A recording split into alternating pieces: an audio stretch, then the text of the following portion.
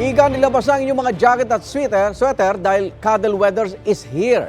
Live mula sa Antipolo, Rizal, sa unang balita ni EJ Gomez. EJ, may kayakap ka dyan?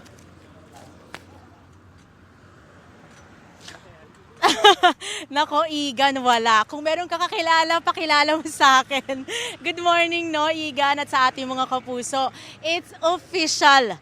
Ramdam na po sa bansa ang simoy ng Pasko. Dahil po yan sa lamig na dala ng hanging amihan na opisyal nang nagsimula ayon sa Pag-asa.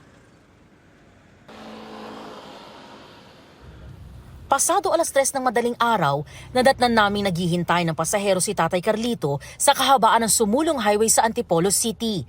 Ang biyahe niya nagsisimula ro ng 5:00 ng hapon hanggang 5:00 ng madaling araw. Umiiwas daw kasi siya sa init. Ngayong may kalamigan na ang panahon, ang puffer jacket niya ang partner niya sa pamamasada. Ramdam na po kaya nga naglalagay ako ng jacket agad kasi pag madaling araw malamig na. Grabing lamig. Pag may mga pasahero kami, sabi nila, grabe lamig daw rito sa parang Tagaytay daw, sabi nila. Oo. Kaya gustong-gusto nila rito. Ramdam din daw ang mas malamig na simoy ng hangin, sabi ng tinderang si Marites. Lalo't nasa gilid lang ng kalsada ng sumulong highway ang kanyang tindahan ng pasalubong. Malamig na ngayon. Nag-jacket nga ako Minsan may mga group of riders dito, mga nakamotor sila. Ang magkasintahan naman na si Nathaniel at Krishna, dumayo pa sa Antipolo mula Taytay para sa mainit na pares na perfect daw sa cold weather.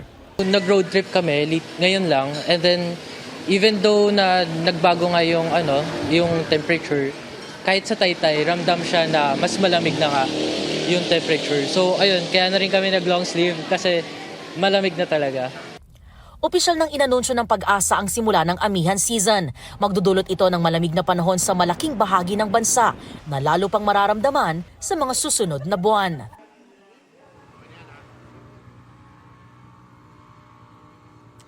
Igan, at dahil amihan season na nga, sabi ng mga nakausap namin, mas ramdam daw nila ngayon ang Kapaskuhan. Dito nga sa kinatatayuan namin, sa loob ng isang subdivision dito sa Antipolo, medyo kita pa na may kahamugan pa sa mga oras na ito. At kanina nga marami tayong nakita mga kapuso natin na mga nakasuot ng jacket at long sleeves. Yung ilan, suot yan habang nagja-jogging. And I think it's just right and proper na tanungin ka rin, Igan. Ikaw ba may kayakap din ngayong malamig na ang panahon?